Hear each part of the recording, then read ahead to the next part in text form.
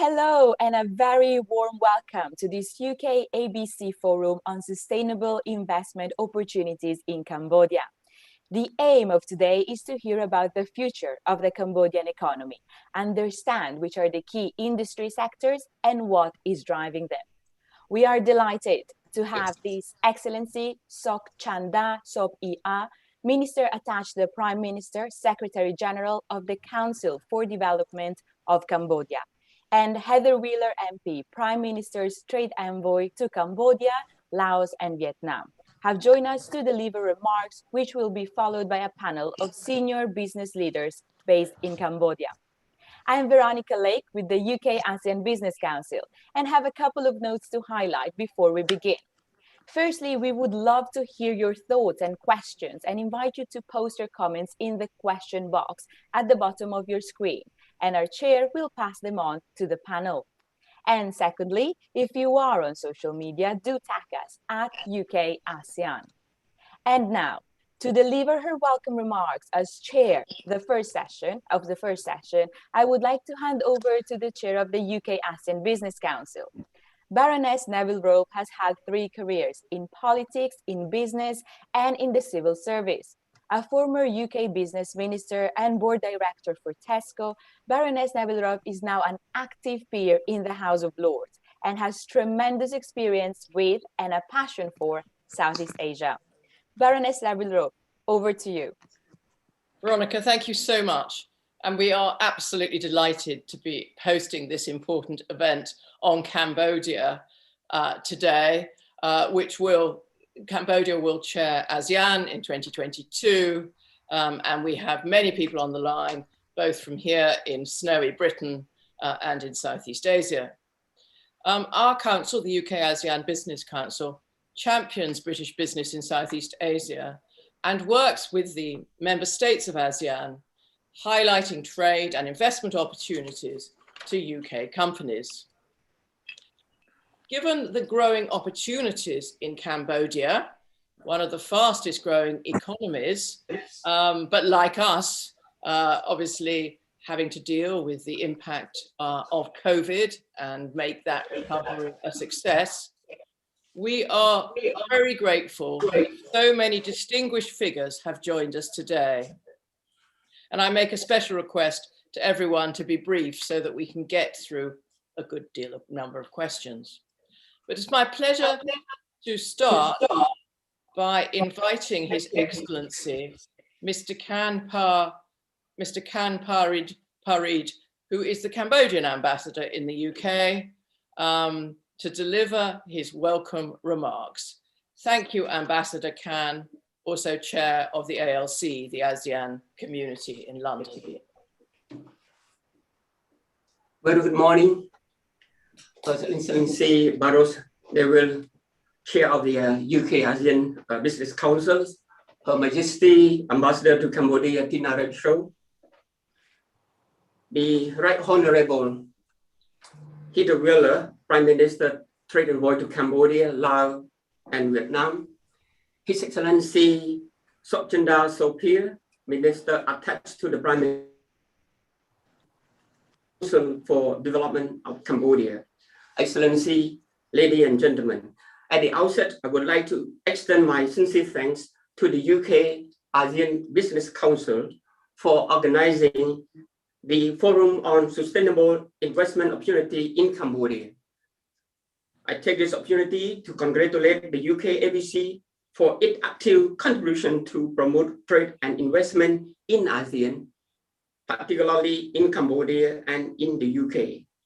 I would like to welcome Excellency, the Right Honorable panelists to this forum. I wish to express my high appreciation to the UK-ABC for inviting me to this forum. May I share a few points on Cambodia economic outlook, investment opportunity, and latest development.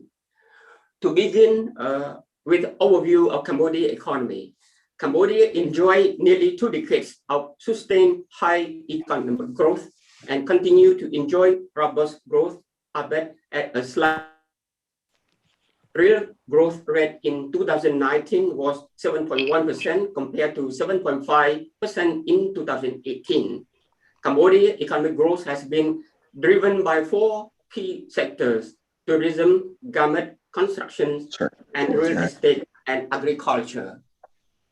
The tourism investment inflow also experienced an increase with amount to $6,311 million in 2019, relatively to $1,548 million in 2018. Disrupted by COVID-19 pandemic, the economic outlook in 2020 was difficult to estimate. This global pandemic has driven economic crisis and disrupted Cambodian 4 main sectors such as tourism, industry, manufacturing, export, and constructions. Therefore, the Royal Government of Cambodia, under the leadership of Samdech Techo Prime Minister Hun Sen, has provided continuous support to the affected sectors and people, particularly in garment and tourism. Cambodia has also outlined the post-pandemic recovery plan, which focuses on promoting digitalization in sectors such as production, industry, service, digital government, and updating the investment law. Second, opportunity for British business. There is a strong presence of British company operating in a number of key sectors, namely Prudential, KPMG, EY, PwC, Standard Chartered, Marks Spencer, Land Rover, and Jaguar, to name a few. According to the British Chamber of Commerce in Cambodia website, the organization currently has 78 companies as members, covering a wide range of business, including construction, real estate, and so on. The appointment of the Right Honorable Hito Wheeler as Prime Minister Trade Envoy to Cambodia in November 2020 has been an instrumental step in enhancing trade and investment between the two countries. I would also like to celebrate the decision of the UK government in launching the GSP, commencing from 1st January 2021, which Cambodia is eligible under the least developed country framework. Under GSP, Cambodia will be entitled to quota-free access and nil rate of import duty on goods other than arms and ammunition. I'm pleased to note that the bilateral trade between Cambodia and the United Kingdom reached about $1.05 billion in 2019, of which Cambodia export to the UK more than $978 million, according to the figure from the Ministry of Commerce of Cambodia.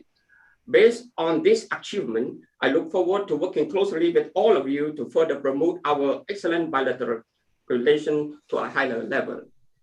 Third, the latest development in Cambodia investment regulations.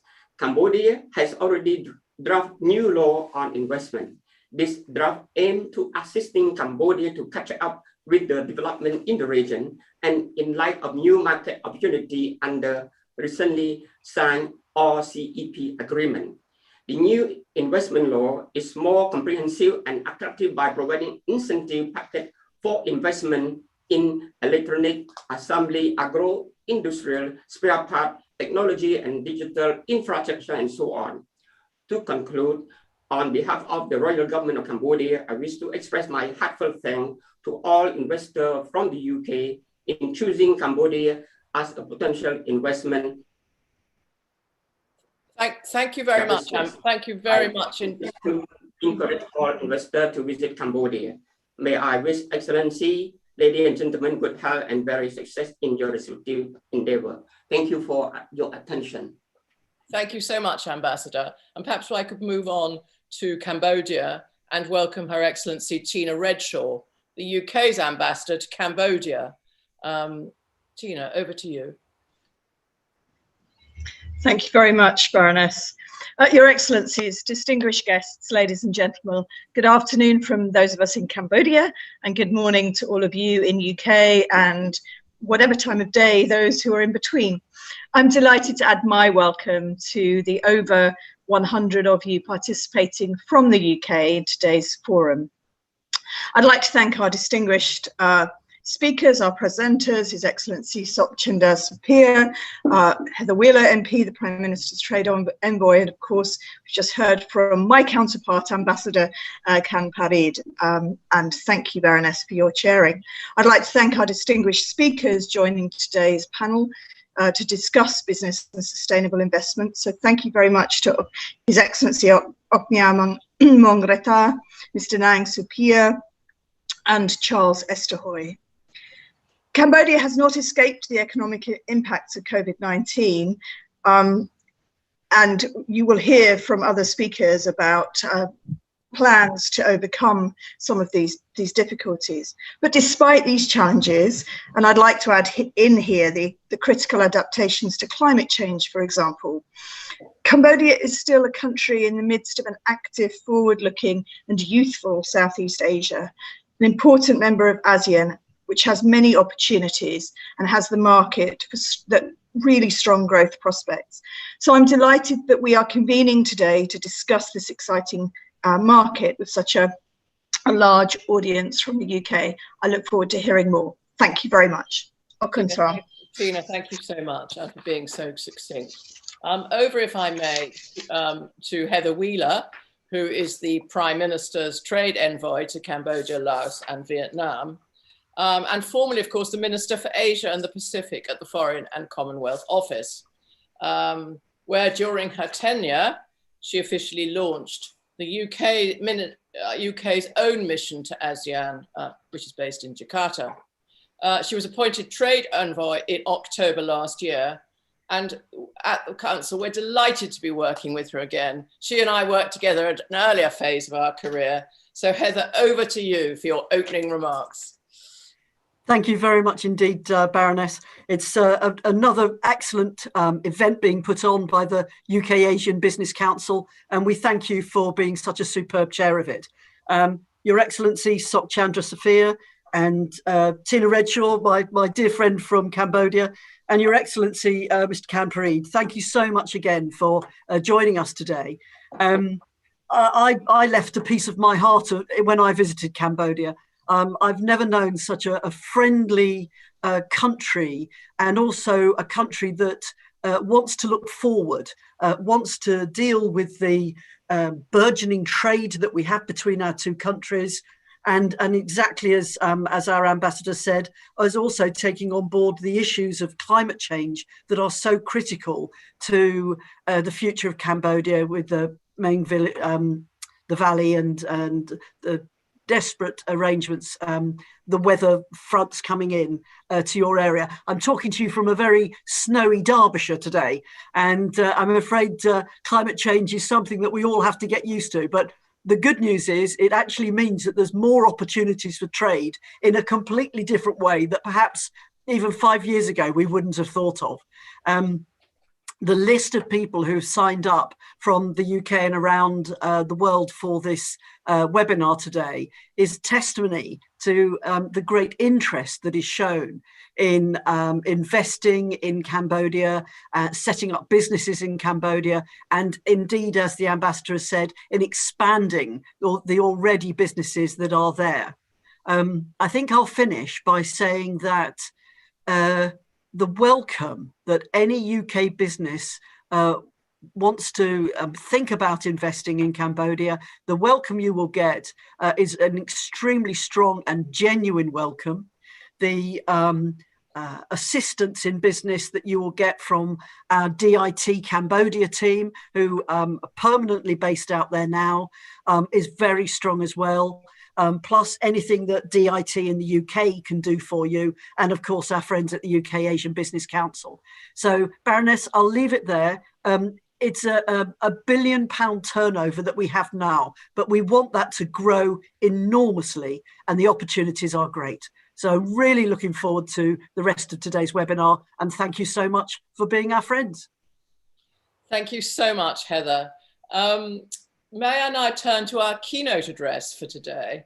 We're honoured to have His Excellency Sok Chandra Sop Hay, who's the Minister attached to the Prime Minister and is Secretary General of the Council for the Development of Cambodia. His Excellency became Secretary General in 1997. So he has many years of relevant experience. And the Council is an agency of the Royal Government of Cambodia, and it's responsible for the vital tasks of rehabilitation, development, and critical for today, oversight of investment activities. His Excellency has also kindly agreed to take a few questions at the end. But Your Excellency first, over to you for your keynote address. Good afternoon, Your Excellency Baroness Neville, Chair of the UK-ASEAN Business Council, Your Excellency Peter Wheeler, MP, Prime Minister, Trade Envoy to Cambodia, Laos, and Vietnam, Your Excellency Tina Vetcho, Her Majesty Ambassador to Cambodia, Your Excellency Tom Parrott, Ambassador of Cambodia to the UK. May I call him and my dear elder brother.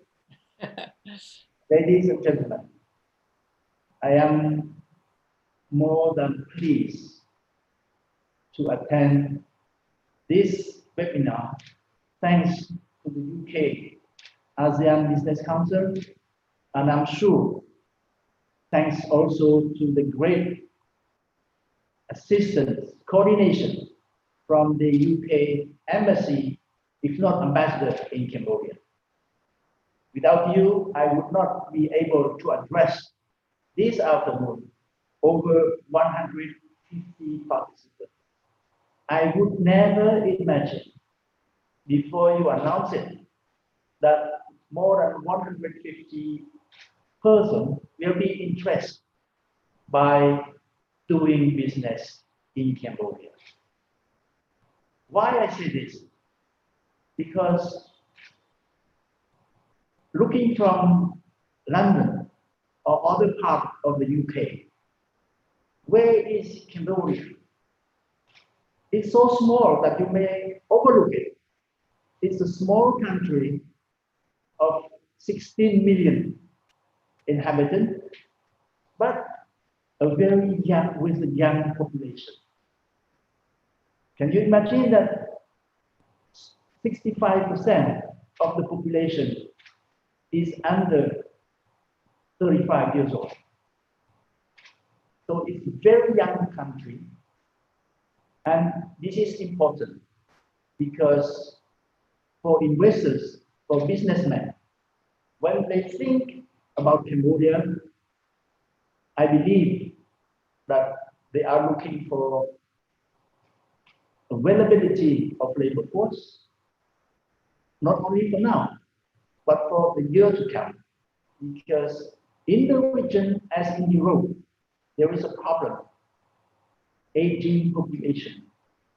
This is not the problem that we will face in Cambodia. So one important information that I'd like to bring to your attention is that we are a country with a very young population. Second information that is quite unique, not only today, but it was the case since over 20 years when other countries in the region were still restricting some business, some sectors reserved only for their national. Cambodia, since the new government established after the peace agreement since 1993, has opened its doors to private initiative, including to foreign businessmen. Do you believe me if I tell you that all sectors of activities are open to foreigners and open 100%? You have sectors such as banking, insurance, telecom. In many countries, sometimes they are not open to foreigners, but sometimes, although open, foreigners can have only 49%. In Cambodia, it's 100% business, foreign-owned business. It's possible. This is what I like to tell you. Third point, I wish that our participants think Cambodia not as this small market, but please think Cambodia within its region. Within the Mekong region, there are 250 million consumers in the Mekong region. And as you may know, within ASEAN, it is the most dynamic part of ASEAN countries. I like also to remind you that we are one of the members of ASEAN. ASEAN comprises 10 countries. And if you think about ASEAN market, then it becomes much more interesting. It's 650 million consumers. By the way, allow me to introduce our ambassador in London. He is an ASEAN expert. His last posting, he was in Jakarta, working along with his colleague from ASEAN. My purpose today is, as our ambassador Kamparan has mentioned already, the past achievement is more about what will Cambodia do after COVID, post-COVID. In short, all countries experiencing this pandemic will try its best to show how resilient we are. This is the key word. Resilient means being able to absorb that shock, that health shock, economic shock. But if we think more positively, I would think that the pandemic affects us all, which cannot deny. It does affect families, human beings. And if I may say, it's the poor who suffer the most. But at the same time, we have to recognize that this crisis is also a catalyst, a trigger for all of us to, let's use the word, to adjust to new reality or to reform. I use the word reform because if you ask me in one word, what Cambodia is planning to do post-COVID, I would just say we will implement the set of reform that we have already decided back in 2015. In 2015, the Cambodian government has launched a very important document, the Industrial Development Policy 2015-2025. In short, we call it IDP. What is about? IDP set the stage for a new source of growth for Cambodia. So far, we have 4 pillars for our economic development. Export of garments and shoes, tourism, construction, real estate, and agriculture. 4 pillars. But we are fully aware that sectors such as export of garments, sectors such as tourism, those 2 sectors are very sensitive to externalities. Here we are. Tourism represents over 20% of our GDP, with the crisis with the dramatic drop of tourism activities in Cambodia is a big part of the economy that is suffering with people who are losing jobs. So back in 2015, we didn't anticipate COVID, but we knew that we had to rely on more diverse activity. So the IEP was about diversification of the base of our economy and not counting only on governments or on tourism. This is what we do. To do that, to diversify, what should we do? Then we look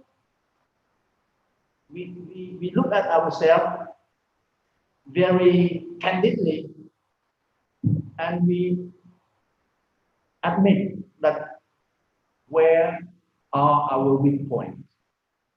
And it was written in the IDP. I will provide tomorrow a copy or more copies to Ambassador Rachel. And we wrote down that we have 3 weak points. First, it's about the quality and the price of electricity. Every investors are complaining, all investors are complaining that electricity is too expensive and the quality is not safe. Second, infrastructure logistics is an issue in Cambodia. So these 2 points are part of production cost. And because of these 2 weak points, we are not that competitive. To make things worse, it's a third point. There is a shortage of skilled labor force. Although Cambodian workers are very nice, and I have to say to Her Excellency Peter Wheeler that you will touch me. The way you have told the 150 participants the image, the perception that you have about Cambodia, and the encouraging words that you said, please pay attention to Cambodia, is really touching me. Although there are plenty of goodwill, but they need to be more qualified. We admit it. So it's simple to be able to recover after COVID. The government has to speed up all those reforms that we have already identified, and we have, without waiting for the end of the pandemic, we have already, and Ambassador Rachel can testify, we have already started to implement those reforms. First reform, in Cambodia, as in many developing countries, bureaucracy, formalities is still a problem. Just to register a company in New Zealand, it takes 2 hours, but in many developing countries, it takes weeks, if not months.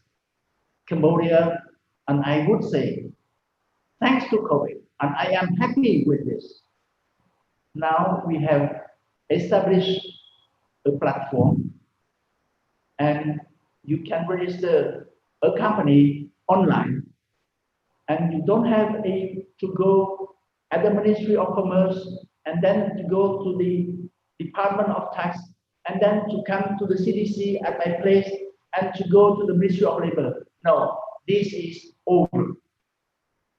Since June last year, you can register a company online from your house. This is, for me, more than a reform. It's a revolution. What I like to tell you, because it's my job, is that we have draft. CDC has drafted, and I hope that within a month, the cabinet, the Prime Minister, will approve our draft, the draft of the law on investment. This law brings new things, and I'm sure that the business community will be happy. First, as I mentioned to you, for the application, it will not take 28 days as before, it will be short. So, streamlining administrative formalities, this is the first point. Second point, businessmen, investors always ask, what about incentive? I have good news as for incentive. In the current law, investors are eligible for tax holidays from 3 to 9 years. After the 9 years of tax holidays, they will be subject to a corporate tax of 20%. You pay tax 20% on your profit. With the new law, we will be more realistic. If approved project by the CDC will be eligible for 6 to 9 years tax holiday, let's say like before. But after this, they will not pay immediately 20%. They will pay 20%, 25% of 20% for 2 years. And then for the third, fourth years, they pay 50% of 20%. It means 10% only. And then fifth and sixth years, they will pay 75%. So it's just to tell you that we are very pragmatic and we allow companies not to move from 0 to 20, but gradually they will go from 0 to 20. This is very important. Second point, again on incentive.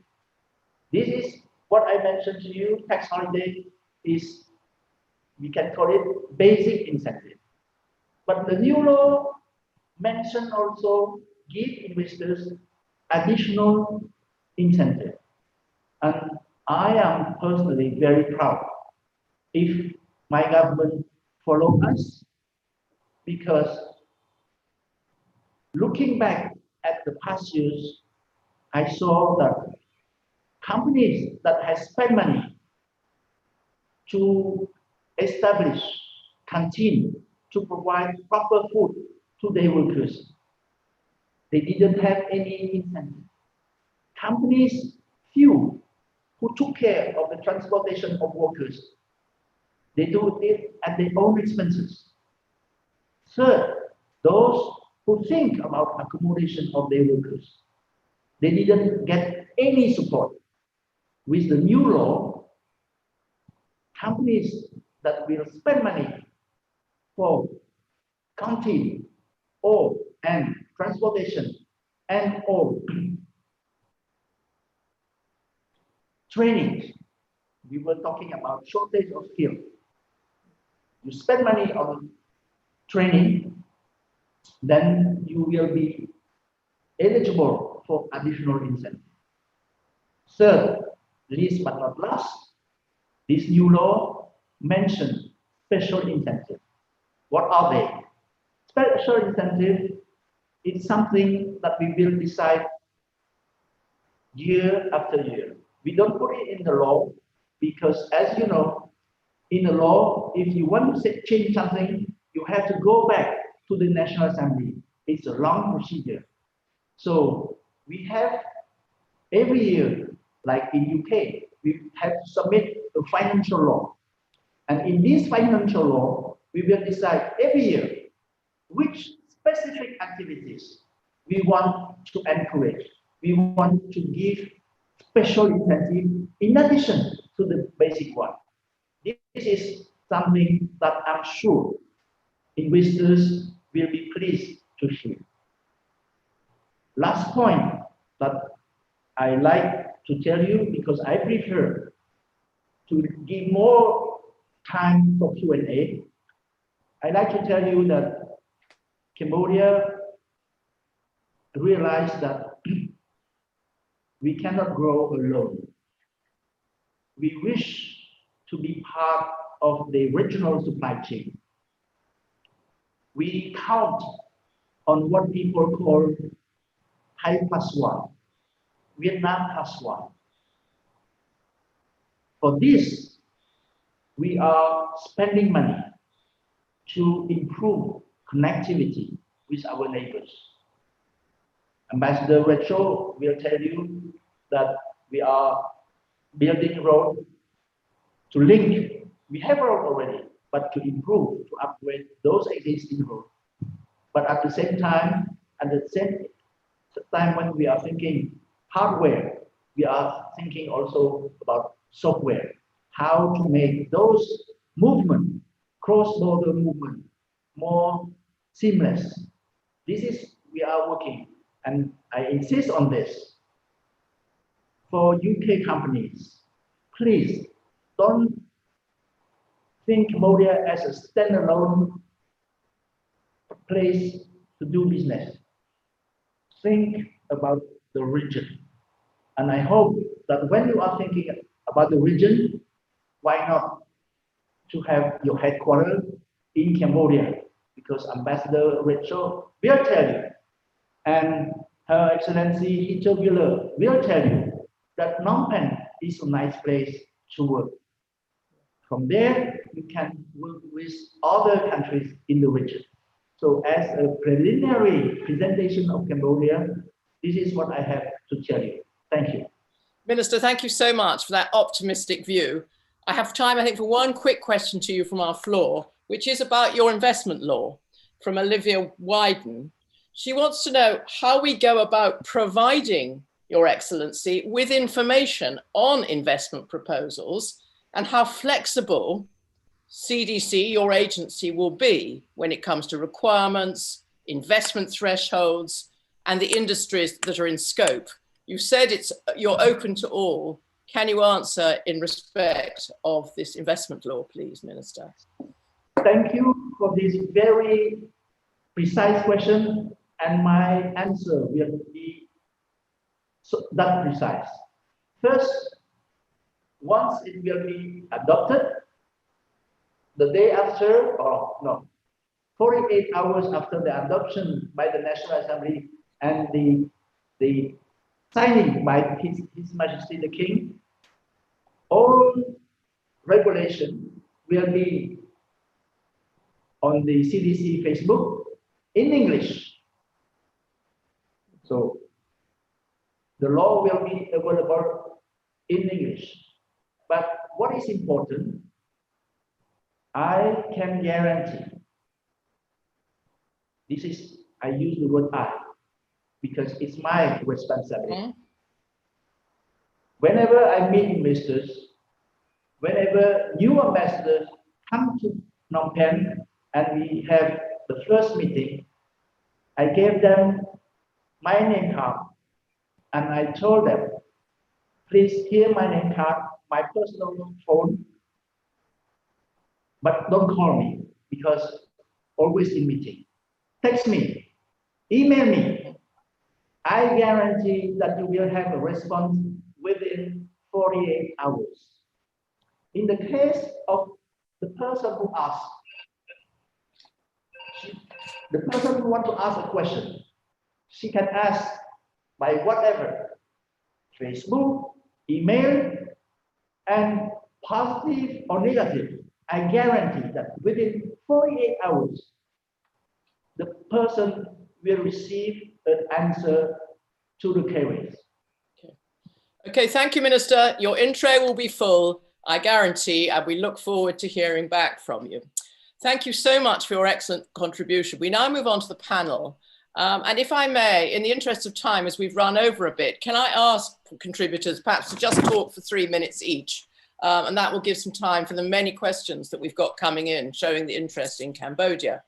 And I'm going to start, if I may, with James Roberts, who is the CEO of KPMG Cambodia. James, over to you. Thank you very much, Baroness. Firstly, I will be as quick as I can. Brevity isn't one of my talents, but I will endeavour to do my best. I'd also like to thank Ambassador Redshaw, Helen Wheeler, and His Excellency Sok Chandar, and all of the other distinguished guests for allowing me a few minutes to speak on the potential and the rationale for investing in Cambodia.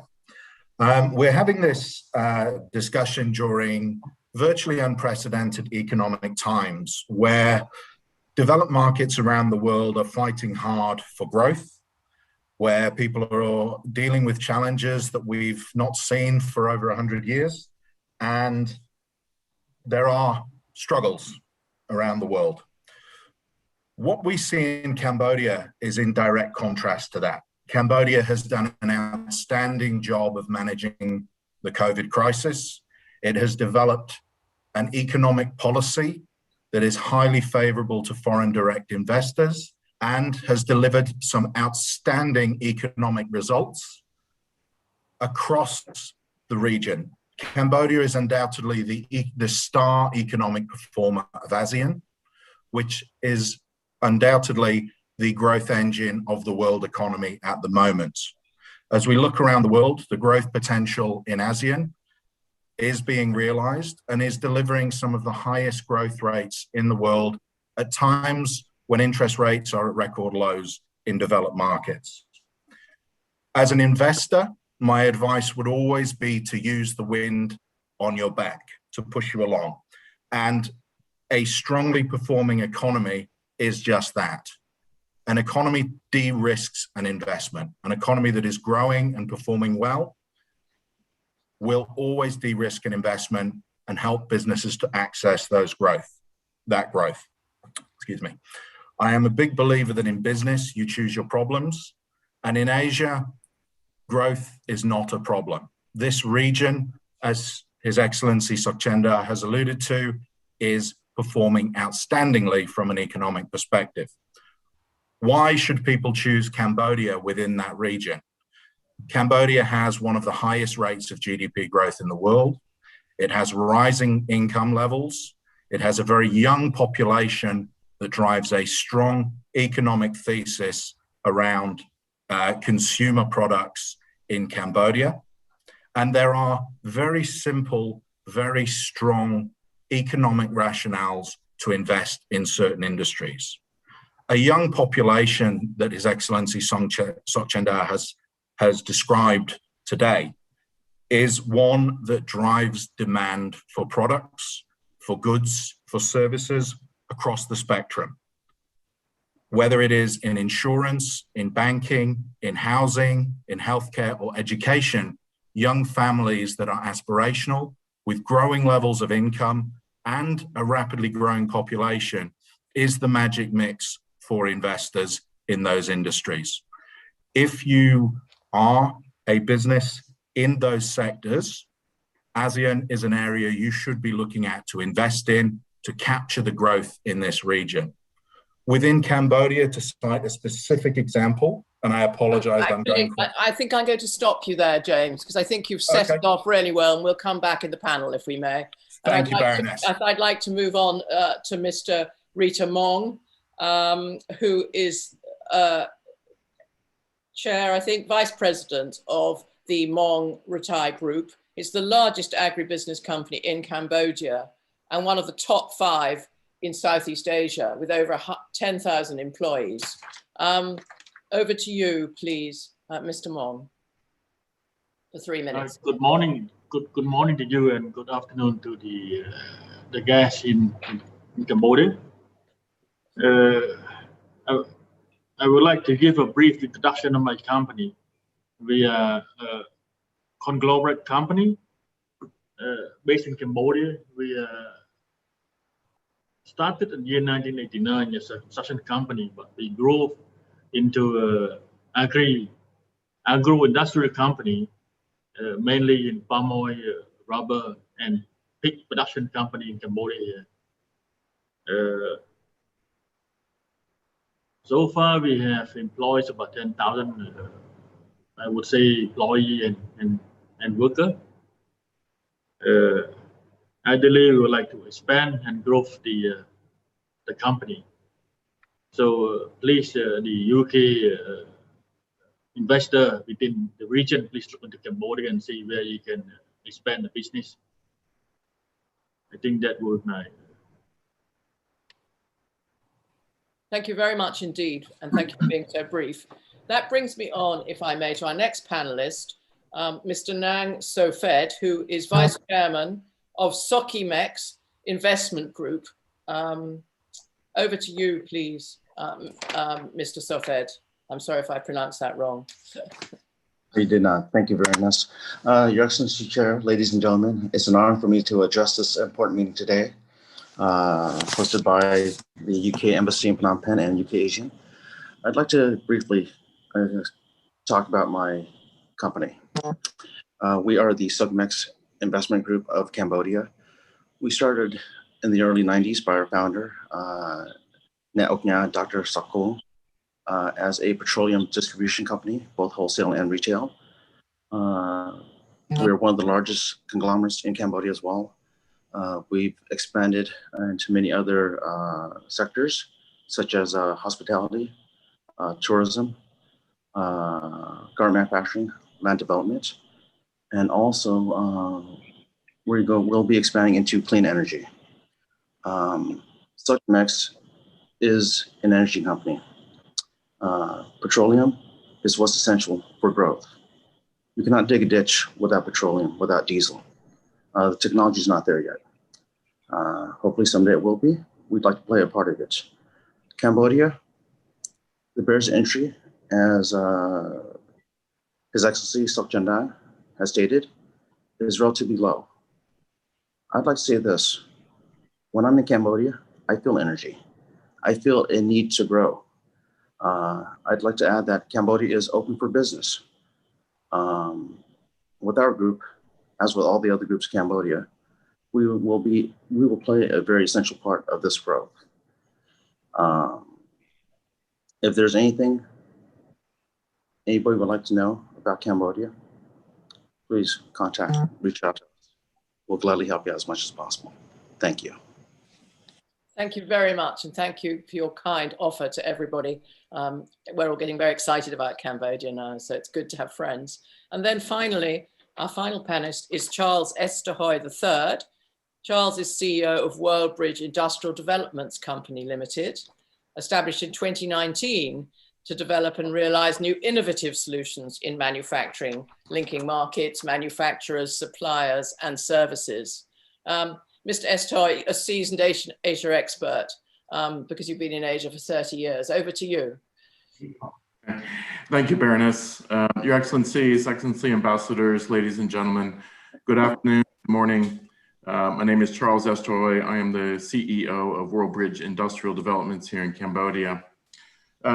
We specialize in industrial projects and are specifically focused on the development of Industry 4.0 based SME clusters. Our SME clusters are designed to support the industrial development policy of Cambodia by enabling Cambodia's young, energetic, yet latent SME IT startup and entrepreneurial bases to participate in global value chains and also to enter into higher value priority sectors and markets, including the agri-tech, energy, waste transformation, and biotech sectors. We've developed a new and innovative approach in order to remove the barriers and enable the linkages needed between manufacturing, FDI, and SMEs in Cambodia to occur. It's a new approach which is needed not only to bridge the current gaps, but also to bridge the future gaps so that we can set the stage for international partnerships, sustainable industrial development, product innovation, and continued economic growth in Cambodia. To achieve the long-term and profitable outcomes desired by our investors, we have developed and integrated an actively managed 4.0 based ecosystem, which meets the business needs and operational expectations of global manufacturers, as well as meets the demands of consumers for higher quality, sustainable outputs. Our clusters are each planned in a specific sector so that a complete, focused, and cost-efficient ecosystem of factories, logistics, infrastructure, support services, and digital platforms can be reverse engineered and put in place. By having a sector-specific ecosystem which uses integrated 4.0 technologies such as smart grids, blockchain, data analytics, etc., we can identify, create, and put in place end-to-end value chains, which are more efficient, transparent, and borderless.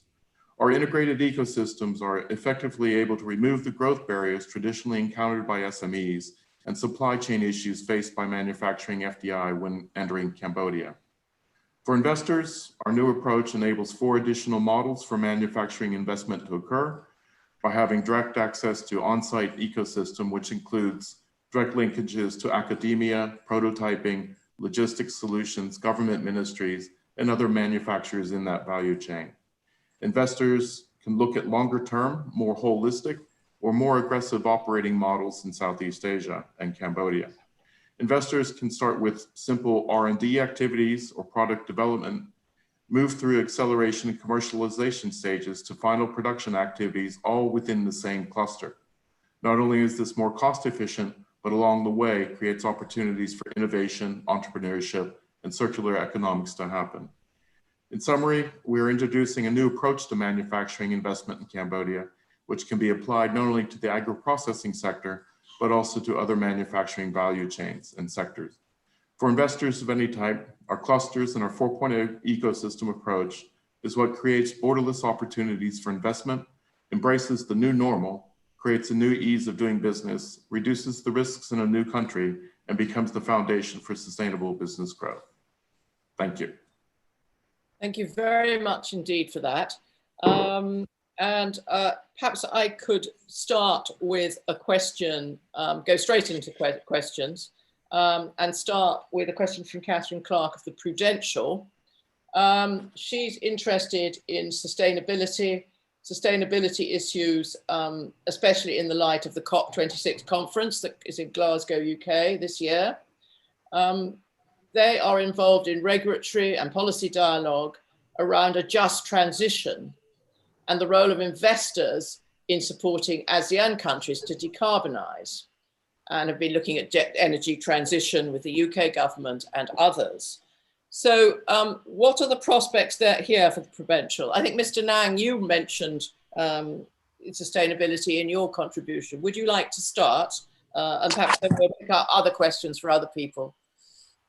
What was the question again? I'd like to read. It's what's going to happen to encourage sustainability, I suppose, in Cambodia.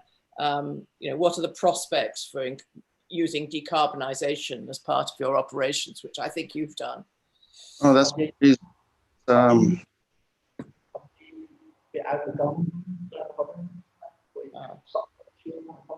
Oh, the minister's come in. I don't think we could hear that, Minister. Do you want to say it again? No, okay. Do you want to come? Yeah, if I may. Of course. Yes, Baroness, what I like to say, you were mentioning that climate change is an issue. And it is for Cambodia, again, to reiterate its commitment to be a good player in the ASEAN team. As you know, climate change is not a country-specific problem. It is a global problem. As is, it needs to be addressed collectively.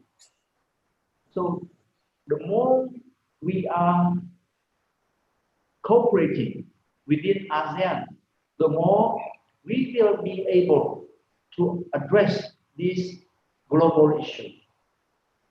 Climate, you can think about green energy in your country, but if next door your neighbor has another philosophy, then your own decision will lead to nowhere. So it's an opportunity for me to tell you that how important we should work within ASEAN together But at the more global stage, how much we need to work together. And this is why I'm pleased to be with you, Baroness, not only to talk business, because we do business, but at the same time, it's about people to people connectivity. And unfortunately, because of COVID, but normally Cambodia should host the ASEAN summit last year.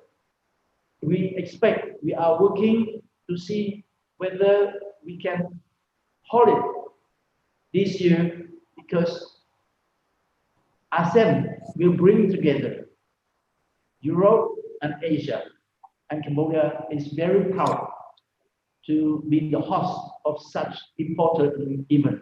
Again, in order to address collectively issues of common interest. I thank you.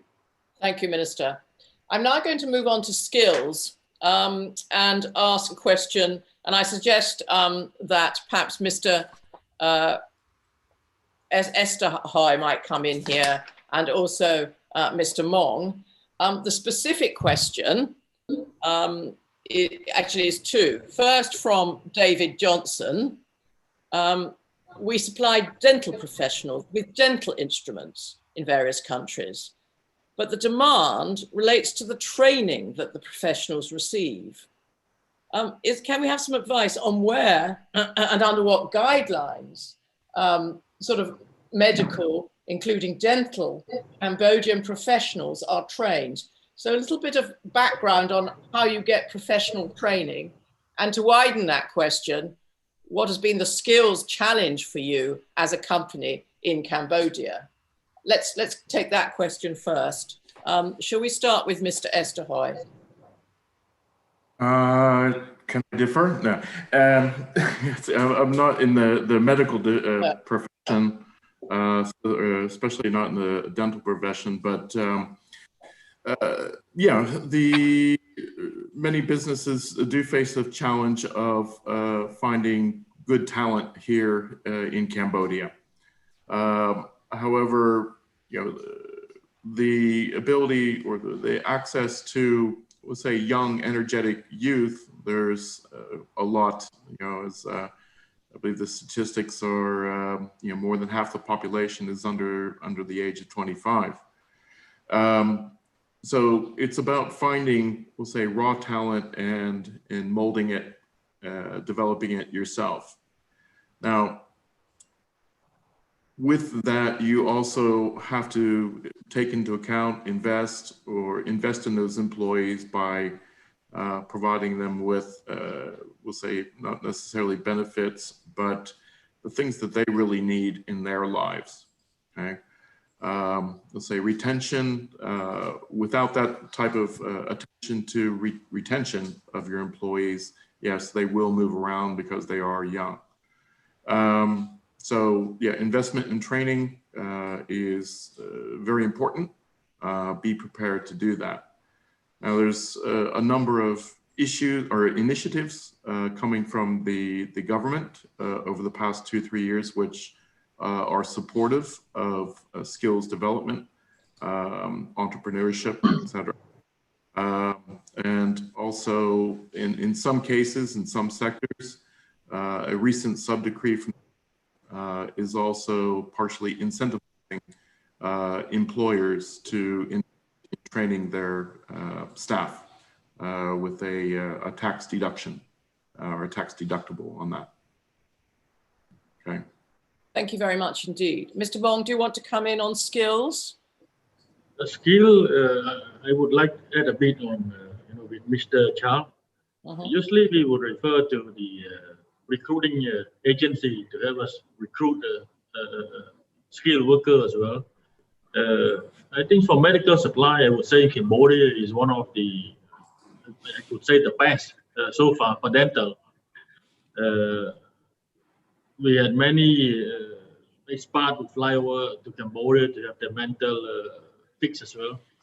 But for other field, I don't think Cambodia would have enough. At the moment, we recruiting from overseas as well. And we would use the agency to do that. Fine, thank you very much indeed. Moving on, I've now got a question about sorry. Baron, we have. Baroness, I'd like to add something on skill. Oh, thank you, Minister, yes.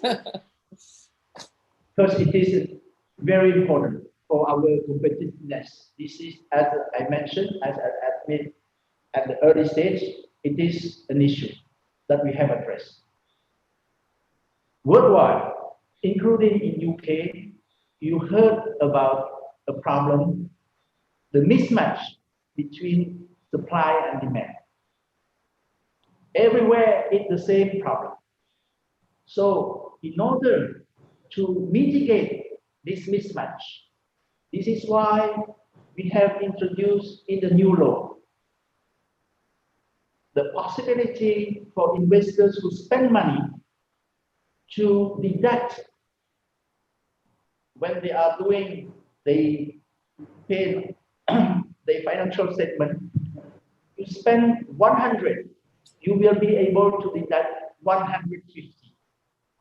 Wow. If you count on the government to provide vocational training, for example, you will always have this mismatch. But if a company trains its own staff, it's based on its own needs, then good, you will be eligible to deduct 150. Good information for KPMG.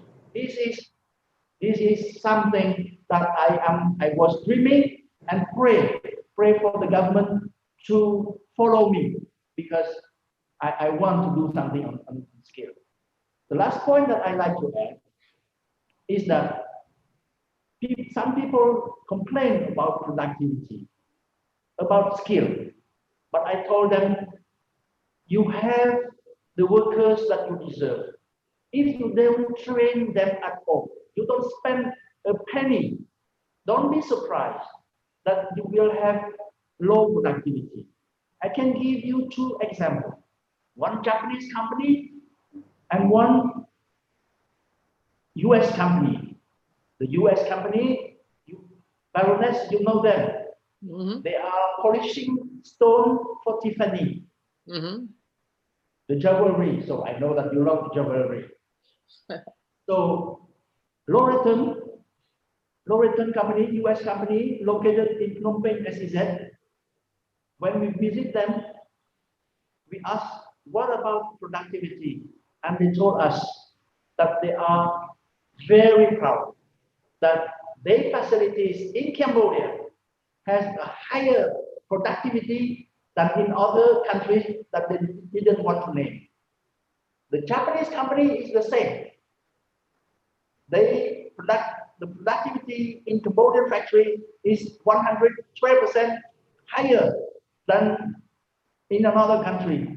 And I asked to both of them, why? They said, because we took care of them, we provide the proper skill, and here is the outcome. This is what I like to share with you. Thank you, Minister. And while you have the floor, I've got 3 or 4 questions on specific areas like medical application devices, fashion accessories, CE trademarks. And with your permission, we'll send those on to you after the seminar so that your team can work with our embassy to look at these issues that several people who are interested in investing have obviously, people like Claire Bretherton. So we'll do that if we may. And perhaps we could move on to the next question, which is from John White. What are the prospects for British higher education in Cambodia? Post-COVID, will Cambodian students travel abroad, for example, to the UK for study? So, Minister, I don't know if you want to say something first about education, and then I'll see if the panel would have anything to add. My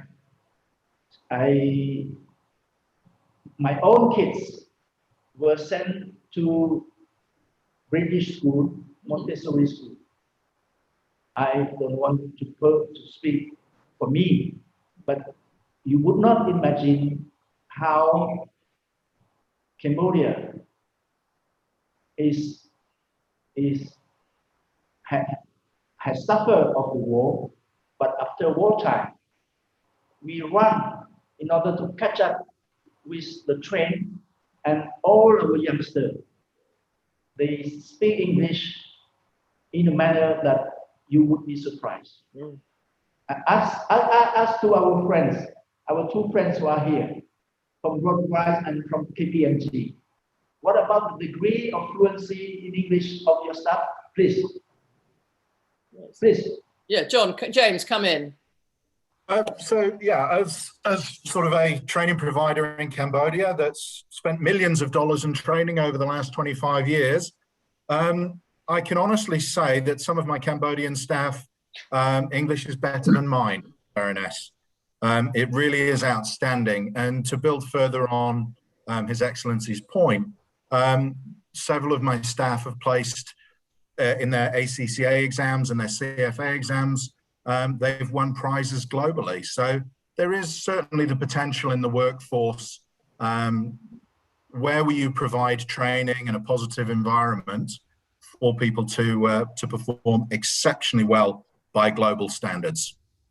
And do you think you could have British higher education in Cambodia like they do in Singapore and Japan? Several of my interns at the moment are actually studying at the LSE and other British universities and are expecting to graduate in the next few months. It's a very well-established track record. Private education in Cambodia has improved significantly over the last 10 years. Tertiary education is more of a challenge, and there are opportunities for international universities to come to Cambodia and provide education to those students that would otherwise go outside Cambodia, which is very, very common. So a lot of students go to the UK, to Singapore, or to other countries for tertiary education. Thank you. I've got two more questions here. I think the first is primarily for the Minister. It's from Jill Gonzalez, Director of the ASEAN Business Advisory Council. Cambodia, of course, takes the ASEAN chairmanship next year. What are the prospects, Minister, of the law presented of being approved and implemented in time to make Cambodia attractive to foreign investors during your chairmanship of ASEAN? And then the second question, and perhaps the rest of the panel could come in, how has COVID-19 impacted the way of work in Cambodia? Has there been an acceleration of digitalization and other special challenges in Cambodia? So Minister, over to you on the law, which I think we all welcomed when you described it earlier. Thank you for the question, because it helped me to provide you the proper information. First, as for the law, for sure, it will be adopted and implemented at the latest by June this year, for sure. I expect that within a month, the cabinet will discuss it, and then I respect too much the National Assembly. We don't want to put pressure, but we are end of February. We have 2-3 months to do all those internal procedure. So by the end of the first semester of 2021, the new law will be implemented. This is one thing.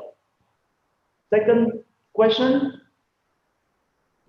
What was the second question? Second question is about COVID and how it's changed how people work. Yes. As I told you at the first place, COVID has impacted us negatively, but at the same time,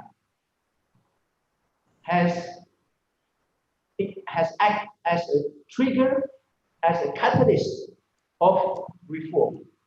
So it speeds up the reform. How much Cambodia has been impacted?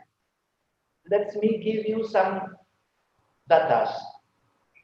For 2020, the past year, in terms of FDI, according to UNCTAD, that has published last month in January, 24th of January, worldwide, FDI has decreased minus 42% worldwide.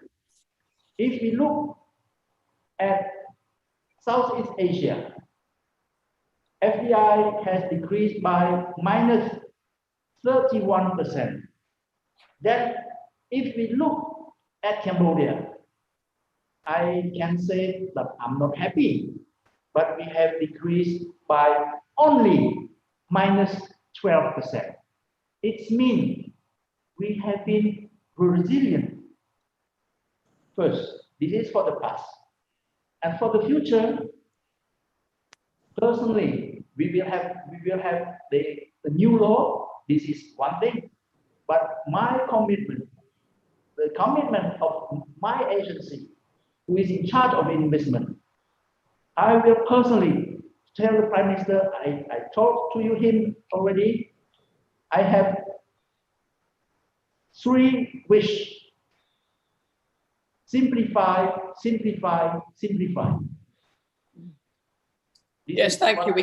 Thank you very much. And we got that message from earlier. I'm now going to, if I may, return to the panel. And since the proceedings are nearing an end, perhaps I could ask them to comment on COVID, post-COVID, and how that will change, acceleration of digitalization, and any final message that they have. And I've also been asked if people on the panel are happy to be contacted. So I hope you'll indicate if we're able to pass messages on to you. So James, we should start with you as you spoke first.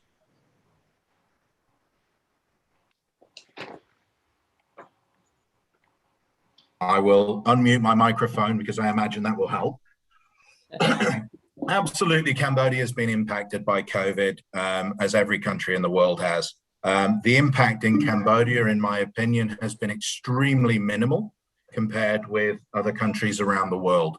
We've been very, very fortunate through a combination of management and consumer behavior that there have been very few cases in Cambodia.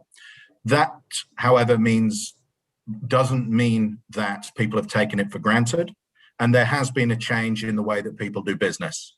As somebody who's very focused on working with the international business community in Asia and beyond, the way that I work has changed quite substantially. Whilst I'm still able to undertake meetings in Cambodia, to meet with business leaders, government officials, to discuss sort of inbound investment, I no longer travel internationally in the same way that I would have done 12, 18 months ago. And as you correctly point out, digitalization has been a huge enabler to that change, reducing my carbon footprint, enhancing the ease of communication with investors around the world, being able to participate in board meetings and have strategic discussions with investors far more easily than previously, where I would have had to jump on a plane and go and spend a whole day to do one meeting. Assuming I could, if it was in the region, now I can do 8 of those meetings in the same time. Huge driver of efficiency. Thank you very much, James. Mr. Mong. COVID, I mean, to me, it's a pro and con way of doing things. When it kind of forced businessmen to do a webinar, which is kind of cost saving to us, but sometimes it restricted to travel, and it's in a way, you know, you need to meet one-on-one to express what you want to say. In webinar, you cannot do that, but it comes to choice. There's no choice, you have to do it.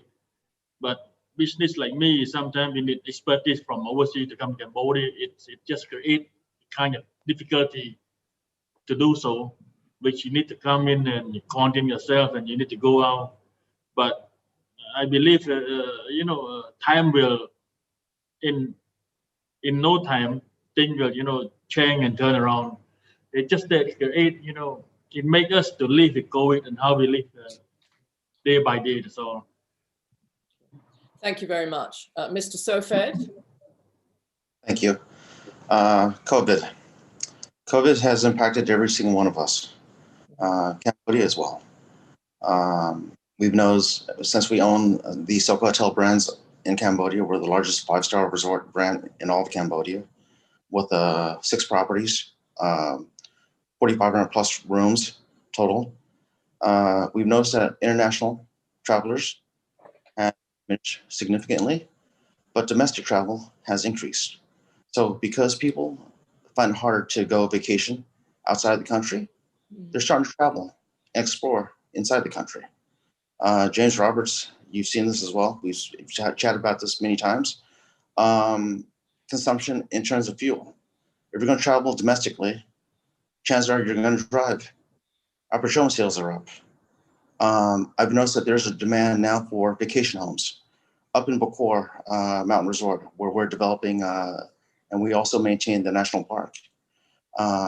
We've noticed that there's an increase in demand for secondary homes at an elevation of 1,000 plus meters. Us in a separate climate where the weather is very much like here in LA. I see nothing but great potential for all of Cambodia. COVID made us more, how am I supposed to say this nicely? We're more aware of our surroundings, who it is we shake hands with. We're aware of social distancing. We try to stay about 1.5 meters apart from each other, and more so than anywhere else, but especially so when you're traveling and when you're in hospitality. Overall, I think it's an adjustment, and hopefully it'll be over soon. But COVID has impacted us and will continue to do so. And Charles Esterhoy? Yeah, I think first I just want to reiterate what His Excellency Sochenda mentioned, where, say, for Cambodia manufacturing, society, environment, what have you, overall, for the government is a large wake-up call. Okay, the need to speed up development of small, medium enterprises, micro enterprises, skills development became very clear, and the government has responded very quickly, very positively to take steps. As Cambodia has learned that there is a need to be more self-reliant, and the way to be self-reliant is if your SMEs and entrepreneurs are more productive, more capable to work and provide. Also has created the need to move towards digital solutions much more quickly. As I noted, our cluster relies on 4.0 technologies, as that is what not only is needed in Cambodia, but if we start to look at value chains and global value chains, the new normal will dictate that we need to be, we need to communicate and work together in different ways. So therefore, the adoption, the implementation, use of digital technologies in manufacturing has become much more important. So that's where we've tried to position our SME clusters. So overall, like I said, the COVID has impacted Cambodia, but as His Excellency used the word resilient, I think Cambodia has been much more resilient, quicker to react and to take the next steps forward than many of our neighbors. So, the impact has been there, but overall, it's having a good outcome, or will continue to have a good outcome for Cambodia. Thank you very much indeed. I'm afraid we're timed out, so it just remains for me to wind up. Clearly, it's been a very energizing seminar. Cambodia will chair ASEAN in 2022, and I really look forward to it, working with you, Minister, and indeed visiting Cambodia either this year or next, You've obviously got a very energetic program for reform, business friendly, tax opportunities, open to all sectors. We've taken that message, and we've heard from our business college about the opportunities. Even with COVID, there seem to be opportunities, is the message of our panel. And we also need to thank our ambassadors and of course our trade envoy, Heather Wheeler, who I'm sure we'll share some of the follow-up with so that she can work with you in Cambodia to make things happen for our businesses so that they invest more in Cambodia. But I'd like to say a big thank you to Your Excellency, the Secretary General of the Council for the Development of Cambodia, not only for your excellent speech, but for staying and answering our difficult questions, to the ambassadors of Cambodia and the UK, to Heather Wheeler, our wonderful Prime Minister's Trade Envoy, and to our distinguished panel, and to everybody else who's made today possible. And that obviously includes my team at the UK-ABC, Ian Gibbons, the CEO, Alan Lai, and Veronica. Thank you. I'm afraid our time is out. Have a good evening or have a good day if you're here in the UK. And I look forward to seeing you at our next event. Thank you very much indeed. Thank you very much. Thank you. Thank you. Have a good day. Bye. Thank you. Bye-bye. Thank you. Thank you.